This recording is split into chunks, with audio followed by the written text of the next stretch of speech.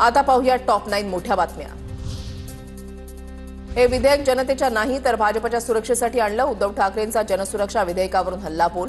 हे विधेयक राजकीय हेतूने प्रेरित असाही आरोप। देशद्रोही नक्षलवादी असा उल्लेख करून सुधारित बिल आणा, मग पाठिंबा देतो ठाकरेंची भूमिका। संविधान उलथवण्याचा प्रयत्न करणाऱ्या संघटनांसाठी जनसुरक्षा विधेयक। माओवाद्याशी संबंधित संघटनांवर कारवाई करता येणार, कुणाचाही आंदोलनाचा अधिकार काढता येणार नाही, मुख्यमंत्री फडणवीसांची माहिती। मंत्री संजय शिरसाट अधिकाऱ्यांना मराठा कुणबी जात प्रमाणपत्र रोखण्याचे आदेश देतात। मराठा आंदोलक मनोज सरांगे पाटलांचा संजय शिरसाट यांच्यावर गंभीर आरोप।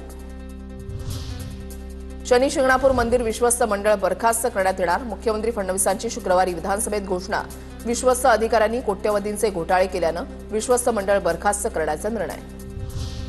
नारायण राणे आणि राऊतांच्या वादावर सत्र न्यायालय 16 जुलैला देणार निकाल। जानेवारी 2023 मध्ये कोकण महोत्सवात राणेंनी राऊतांवर केली होती टीका। दोन्ही बाजूचा युक्तिवाद पूर्ण झाल्यानंतर कोर्टाने निकाल राखून ठेवला। पन्हाळा किल्ल्याचा जागतिक वारसा स्थळांच्या यादीमध्ये समावेश झाल्यानंतर किल्ल्यावर आनंदोत्सव साजरा। कोल्हापूरचे जिल्हाधिकारी अमोल येडगेंच्या उपस्थितीमध्ये आकाशामध्ये फुगे सोडून आनंदोत्सव साजरा। दुर्गेश्वर किल्ले रायगडाचा युनेस्कोकडून जागतिक वारसा स्थळांच्या यादीमध्ये समावेश। शिवप्रेमींमध्ये आनंदाचं वातावरण।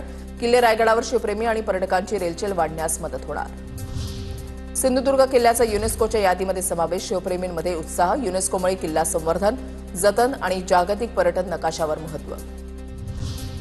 शिवरायांच्या किल्ल्यांचा समावेश जागतिक वारसा स्थळाच्या यादीमध्ये होणं ही अभिमानास्पद बाब। यामुळे किल्ल्याचं जतन, संवर्धन गांभीर्यानं केलं जाईल। इतिहास अभ्यासक इंद्रजित सावंत यांची प्रतिक्रिया।